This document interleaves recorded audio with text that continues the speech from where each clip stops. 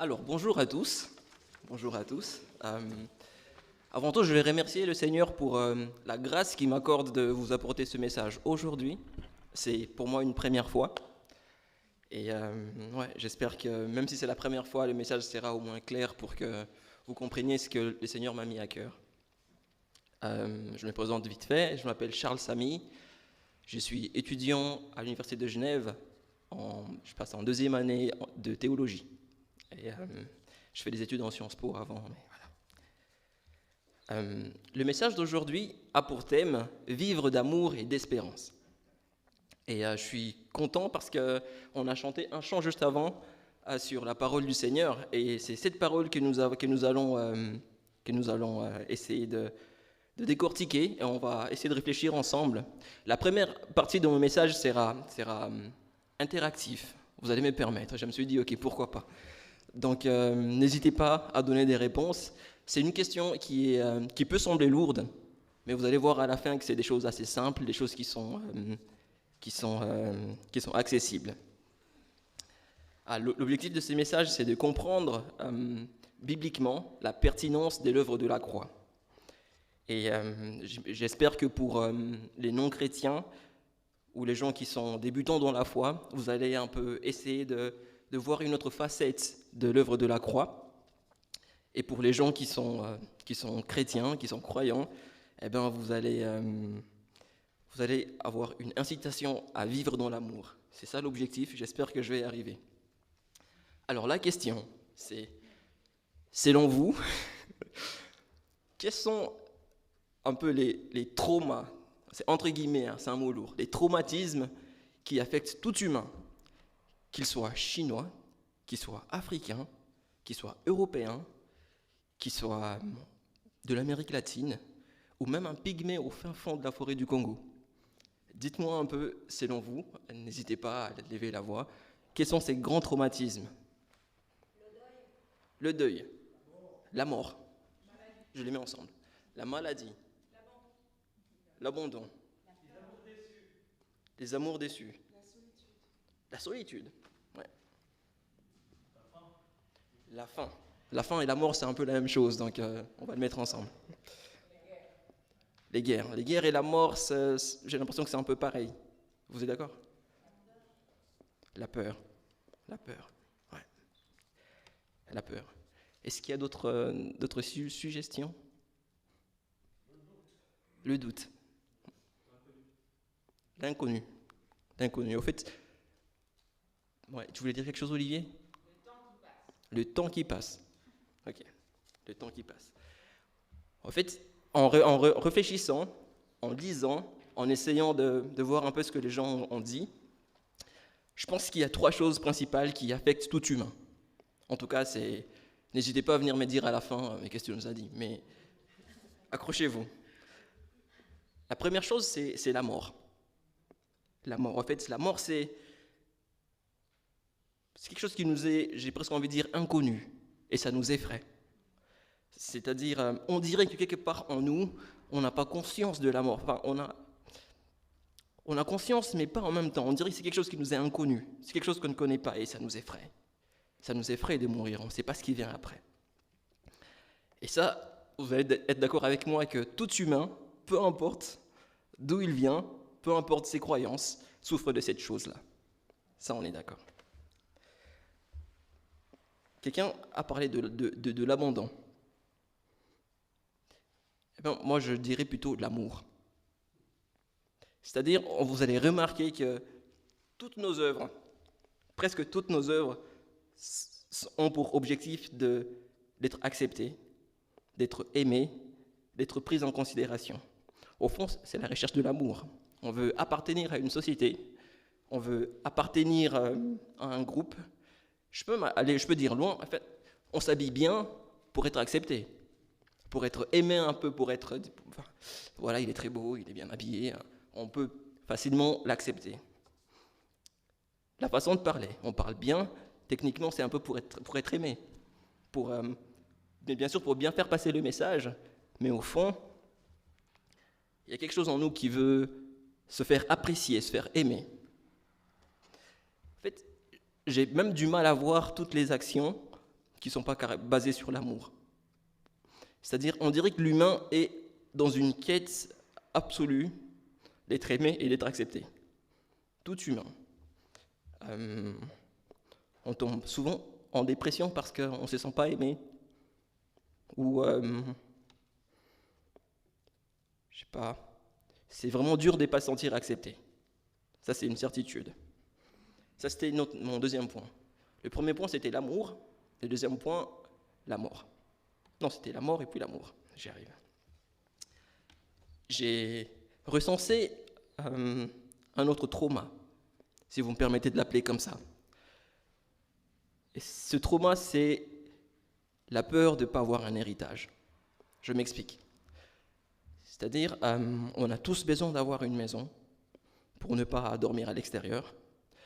On veut tous avoir une femme pour avoir des enfants. C'est un peu un mélange entre l'amour et l'héritage. On veut tous avoir de quoi manger. On veut tous pouvoir laisser quelque chose dans ce monde pour que nous soyons... juste pour avoir quelque chose, une certaine position. C'est pas mauvais. C'est un homme qui n'a rien quelque part, il n'arrive pas à se subvenir à ses moyens. Et c'est compliqué. Mais au fait, on a tous besoin d'un héritage. On se bat fortement. On passe des temps à l'école, on passe des temps à pouvoir avoir un héritage. Alors, je suis presque persuadé que tout humain est un peu à la recherche de ça. C'est trois choses qui sont un peu fondamentales et qui caractérisent un peu l'humain. Est-ce qu'on est à peu près d'accord que c'est quelque chose qui appartient presque à tout humain? Et vous pouvez me dire après si c'est pas bon, on pourra aussi en débattre. Mais du coup, on va faire un tour dans la parole. C'est un texte qu'on connaît presque tous, parce qu'on a... Oui, c'est la Genèse. En fait, pour ne pas perdre du temps, je me suis dit de ne pas le lire, mais je vais dire un peu ce que ça nous propose. En fait, Genèse chapitre 1 nous propose un homme que Dieu a créé dans le jardin, chapitre 1, 2 et 3. On va dire ça. Un homme qui est dans un jardin que Dieu a créé. Là encore, on va interagir. Qu'est-ce que l'homme avait dans ce jardin? Selon vous. Pardon? Il a nommé les animaux. C'est une très bonne réponse à part ça. Il a nommé les animaux. En fait, les animaux étaient pour lui comme un héritage de la part de Dieu. C'est-à-dire, Dieu l'a créé, il a mis dans le jardin, il a mis des animaux, il a dit, prends soin de nommer ces animaux. C'est-à-dire, tu as l'autorité sur eux, donne-leur une appellation. C'est-à-dire, il y a une certaine, je dirais pas possession, mais un appel à prendre soin. Un appel à prendre soin. C'était un héritage. Pour rester dans l'héritage, il avait aussi un jardin. C'est-à-dire, il manquait de rien. Il avait qu'un endroit où appeler chez soi. Il avait un endroit qu'il pouvait appeler ma maison. Il avait quelque chose d'autre.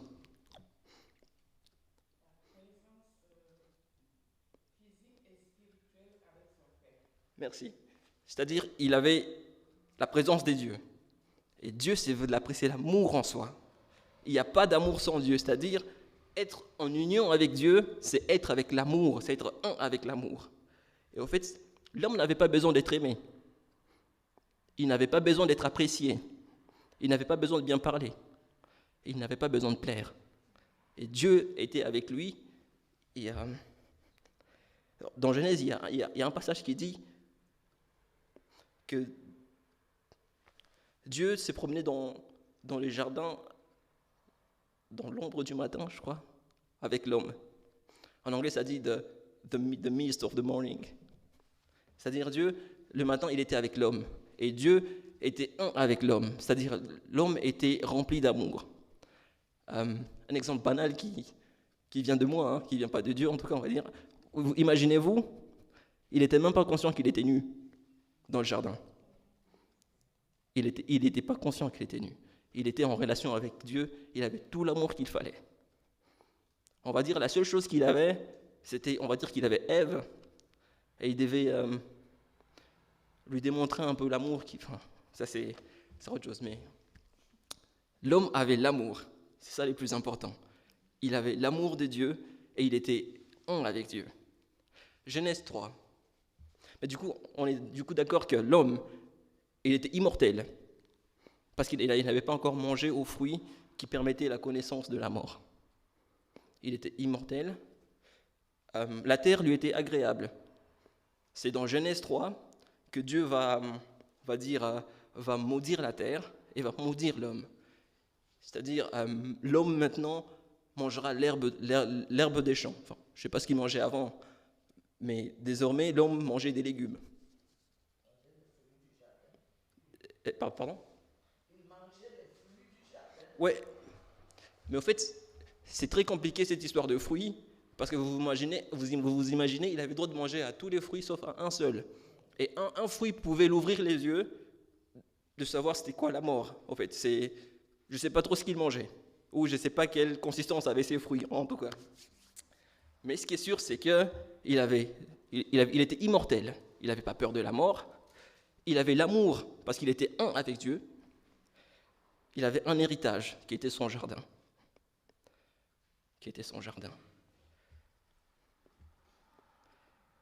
L'homme était complet. On peut dire ça comme ça. Il était complet. Il avait tout ce qu'il fallait. Qu'est-ce qui va se passer après? C'est ça qui est au fait dommage. C'est-à-dire, le diable va rentrer dans le jardin, il va tenter l'homme. Il va lui pousser à commettre le mal, qui est une abomination devant Dieu. Et Dieu sera obligé de se séparer avec les créatures, les deux créatures qu'il aimait et à qui il avait donné une autorité.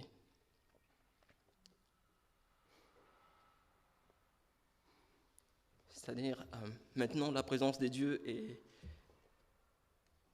est cachée par deux chérubins avec des épées, donc on n'a plus accès.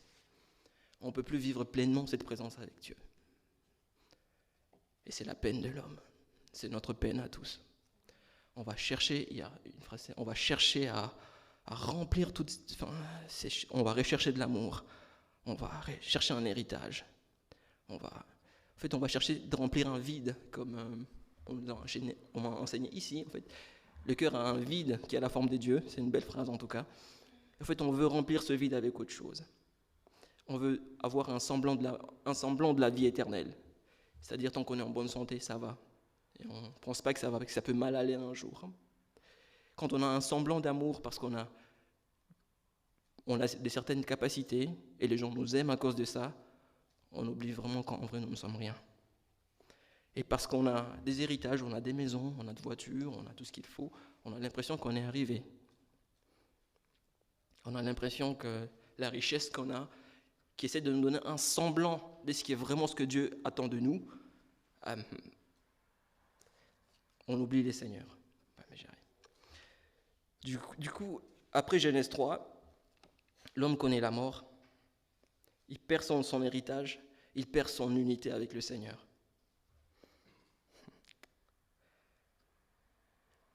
Dans cette communauté, il y a quelqu'un qui m'a demandé un jour s'il fallait abréger l'évangile ou abréger le message biblique. Qu'est-ce que ça serait? Quel verset ça serait?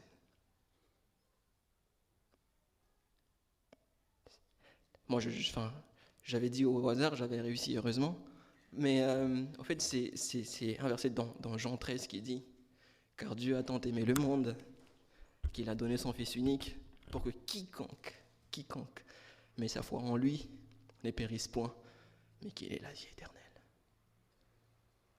L'amour, ce que Dieu nous a aimés, c'est tout. C'est-à-dire, Dieu a décidé de trouver une solution à la misère de l'homme. À la misère de l'homme. La misère de l'homme a une solution maintenant. Et ce message, c'est Jésus. Jésus. Quel homme, Jésus. Qu'est-ce que Jésus nous propose? On ne va pas lire toute la Bible, mais on va juste lire, c'est que on va essayer de réfléchir ensemble ce qu'il propose. Déjà, basiquement, il propose la vie éternelle. En effet, celui qui croit en moi ne connaîtra plus la mort. C'est l'Éternel qui l'a dit. C'est-à-dire, le premier trauma de l'homme est tombé. C'est-à-dire, ok, tu crains la mort? Moi, je l'ai vaincu. En effet, même si tu meurs, tu naîtras de nouveau. Tu vivras. J'espère que ces messages vous remplissent d'espérance. Moi, ça me remplit d'espérance. Il dit, il provoque quelque chose quand il va revenir. Les noces de l'agneau.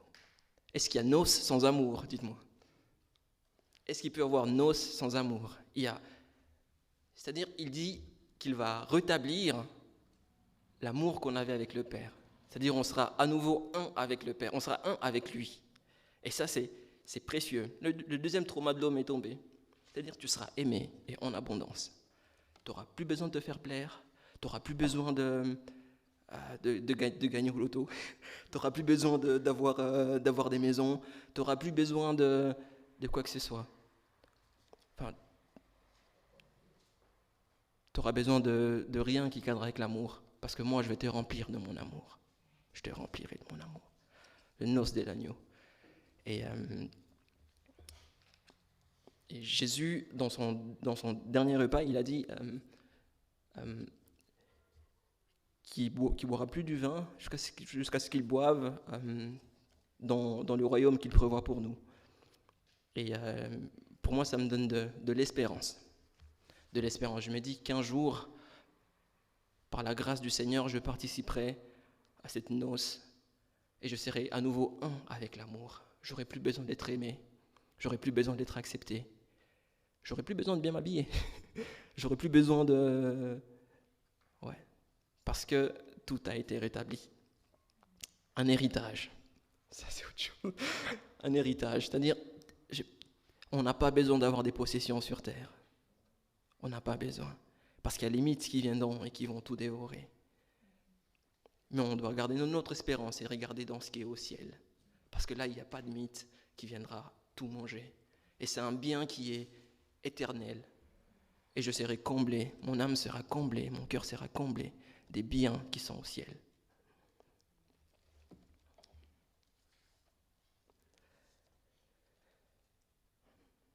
Merci Seigneur.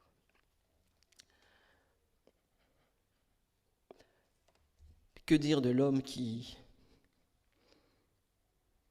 a le semblant d'avoir tout? En fait, je pense, en mon sens, que Jésus peine pour les riches. C'est vraiment difficile pour eux parce que tu as l'impression d'être arrivé. Mais non, c'est pas ça. C'est juste un semblant de ce qui est vrai. Tu n'es pas encore arrivé. Abandonne tes richesses ou ne mets plus ta valeur dans tes richesses. Mais viens à moi. Viens à moi et je vais te donner une eau qui te donnera plus soif. En fait, le mystère de la croix nous donne aussi accès direct avec le Père. Et ça, c'est très précieux. Vous vous êtes rendu compte qu'on n'a pas lu encore le verset du jour? Enfin, en tout cas, la lecture du jour. Vous allez me permettre de lire la grâce que Jésus nous a faite dans Jean, chapitre 5, du verset 1 à 14. On va dire ça comme ça. Je vais lire lentement, comme ça vous me suivez. C'est moi qui suis le vrai cep, et mon Père est le vigneron. Tout sarment qui est en moi et qui ne porte pas du fruit, il l'enlève. Et tout sarment qui porte du fruit, il le taille, afin qu'il porte encore plus de fruits. Déjà, vous êtes purs à cause de la parole que je vous ai annoncée. Demeurez en moi, et je demeurerai en vous. Le sarment ne peut pas porter de fruits par lui-même, sans rester attaché au cep. Il en va de même pour vous, si vous ne demeurez pas en moi. Je suis les cep, vous êtes les sarments. Celui qui demeure en moi et en qui je demeure porte beaucoup de fruits, car sans moi, vous ne pourrez rien faire, vous ne pouvez rien faire. Si quelqu'un ne demeure pas en moi, il est jeté dehors comme les sarments et il sèche. Puis on le ramasse, on le jette au feu et il brûle. Si vous demeurez en moi et que mes paroles demeurent en vous, vous demanderez ce que vous voudrez. Et cela vous sera accordé.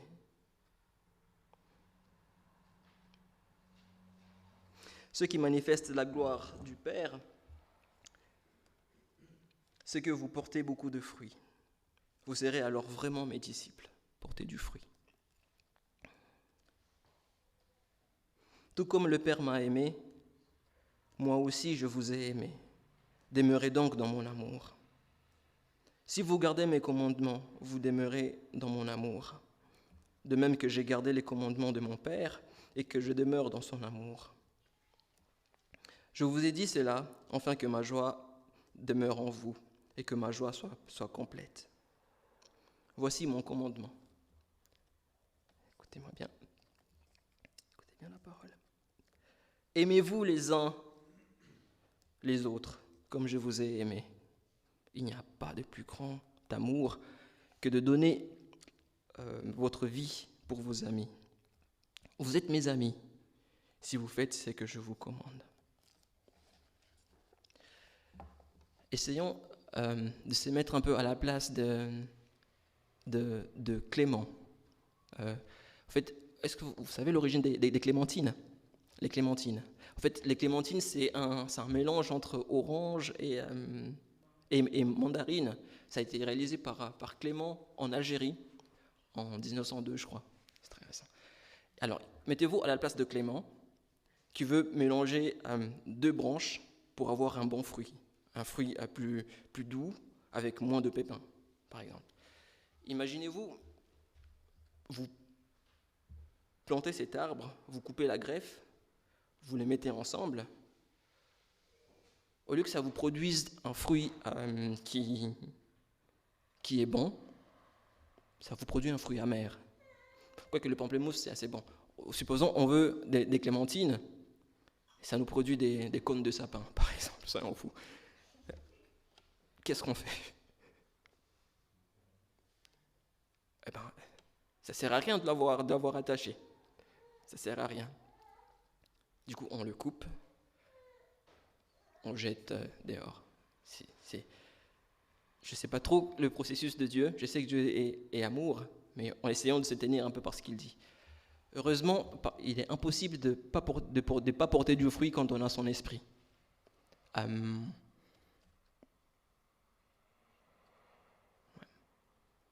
Porter du fruit. Et ce fruit, on l'a lu plus loin, c'est l'amour. C'est-à-dire, tout se base sur l'amour. L'amour, c'est aimer son prochain comme soi-même. C'est si simple que ça. Et on va dire qu'il y a deux... non, il y a les 10 commandements, par exemple, mais en fait, quand on y réfléchit vraiment, les 5, de 1 à 5, les commandements, ça parle de l'amour envers Dieu. Et de 6 à 10, ça parle en fait de l'amour envers son prochain. Tu aimeras ton Dieu, nanana. Et puis tu aimeras ton prochain, tu ne tueras pas, tu voleras pas, parce que si tu aimes ton prochain, tu ne lui feras pas de mal.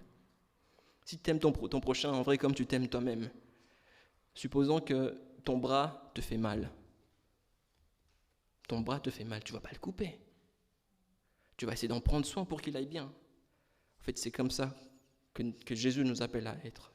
Dans Jean, il y a une prière que Dieu fait que Jésus fait à l'Éternel. En fait, il a vraiment cette envie, c'est dans Jean 17, je crois. Il a vraiment cette soif que nous soyons unis, que nous soyons un.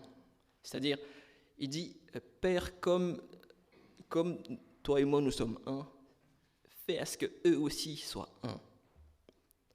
Comme toi tu es en moi, fais à ce que moi je sois en eux. C'est-à-dire une unité incroyable. En fait, si on revient au trauma qu'on a avant, en fait, c'est quelque chose qu'on a tous. On souffre tous de la même chose. On souffre tous de la même chose. Regardons l'autre dans les yeux, dans sa vulnérabilité, dans ses défauts, dans ses mauvaises actions. Soyons quand même prêts à l'aimer. Parce qu'on souffre, c'est un frère d'armes en fait. On souffre tous de la même chose. Ne déteste pas ton frère. Ne critique pas ton frère. Ne pose pas un jugement qui ne soit pas bien sur ton frère. Parce qu'en vrai, c'est un peu comme si tu t'allumais une flamme sur ta tête, en fait. C'est-à-dire que tu es en train de juger. Et la parole nous dit, soyez lents à juger parce que vous serez jugés par la mesure avec laquelle vous avez jugé. Voyons un frère dans ses défauts, ayons de l'amour pour lui. Et au-dessus de ça, ayons aussi de l'amour pour le monde.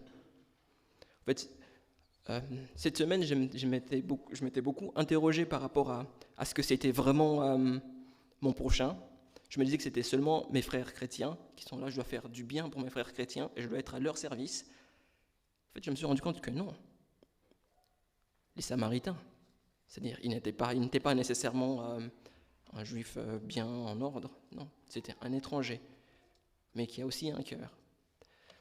Et l'autre appel que j'aimerais bien faire, c'est de voir aussi les gens à l'extérieur, qui ne sont pas dans l'Église, qui n'ont pas accès à cette espérance de naître de nouveau, cette espérance de justice, que toute injustice soit réparée enfin, que la guerre soit terminée, que la paix vienne. Mais en fait, ça serait dommage d'aller au ciel sans eux. J'ai presque même l'impression que ça nous, on manque un frère, au fait, un frère en plus.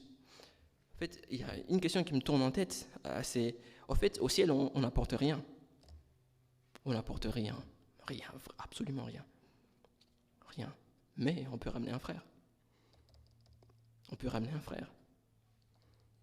On peut annoncer l'évangile à un frère. Et ça, c'est précieux. La parole nous dit en effet que les anges célèbrent, en effet, quand il y a juste une seule personne qui vient. En fait, peut-être on ne se rend juste pas compte de combien c'est précieux. Si les anges célèbrent quand il y a une personne qui revient à l'Éternel, c'est quelque chose de précieux. Voyons le voisin, voyons l'étranger, regardons-le avec un regard d'amour, dire cette âme, c'est un frère, c'est une sœur, que Jésus, avant de partir, m'a demandé d'aller chercher. Et je suis appelé à l'aimer et à lui dire ce message d'espérance, de paix. Que le Seigneur nous remplisse vraiment de son amour, qu'il nous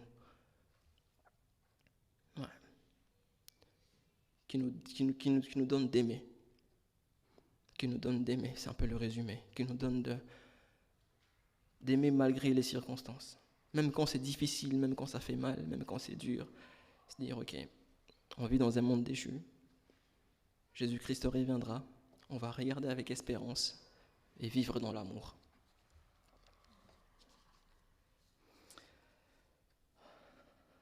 Merci Seigneur pour le mystère de la croix.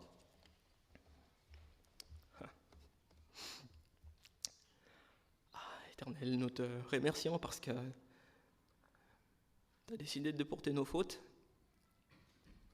nos manquements, toutes ces choses qui ne t'honorent pas, Seigneur. Toi, tu as décidé de fermer les yeux.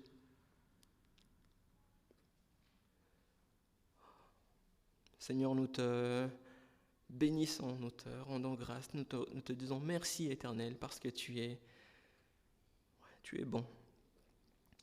Merci pour les Écritures. Merci parce qu'on peut y trouver la vérité, Seigneur, qui est ta parole. Seigneur, nous te prions de nous donner ta paix, de nous accorder de vraiment porter du fruit. Accorde-nous d'aimer. Accorde-nous de parler de toi, Seigneur. Accorde-nous de parler de toi. Parce que, Seigneur, tu dis que le jour est certain, Seigneur. Oui, en effet, ce jour arrivera. Oui, Seigneur, ce jour arrivera. Et heureux sont ceux qui vont garder la lampe allumée. Heureux sont ceux qui seront trouvés dans la foi. Seigneur, merci. Je t'ai prie, Seigneur, de nous aider à toujours regarder à toi, Seigneur, à toujours garder cette foi éternelle. Et accorde-nous de toujours rester dans ta maison, Seigneur, de toujours chercher ta présence éternelle, de toujours te chercher dans nos semaines, Seigneur, et de toujours se réjouir dans la louange et dans la paix de ton œuvre éternelle. Merci parce que tu nous donnes ta paix et tu ne regardes pas nos péchés. Et, merci Merci, Père. Oui, Père, remplis-nous d'amour.